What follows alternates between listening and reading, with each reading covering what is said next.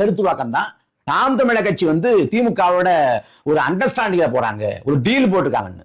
நாம் தமிழர் கட்சிக்கு வெவ்வேறு காலகட்டங்கள்ல பலவித வருணங்களும் சாயங்களும் பூசப்படுது. அந்த வகையில கடந்த காலத்துல பாஜக பி டீம் அப்படின்னு காவி வர்ணத்தை, காவி சாயத்தை பூசினாங்க. இப்ப திமுக பி டீம் அப்படின்ட்டு கருப்பு சிவப்பு வர்ணத்தை, சாயத்தை பூசுறாங்க. யாரு பாஜக பி டீம் சொன்னதுன்னு பாத்தீங்கன்னா, இந்த திராவிட கும்பல், இந்த திமுக கூடாரம்.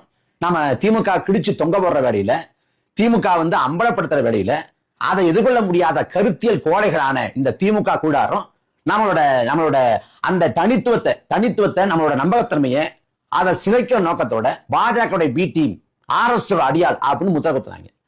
அதே போல இப்ப புதுசா கிளம்பி இருக்கக்கூடிய அணில் கூட்டம், அந்த கூட்டத்தோட அறவேக்காட்டுத்தனத்தை தோல்விக்கிற வேலையில இவங்க வந்து திமுக பி டீம், ஸ்டாலினுக்காகத்தான் சீமான் வந்து விஜய் அடிக்கிறாரு அப்படின்னு புதுசா அவனை கிளப்பி விடுறாங்க.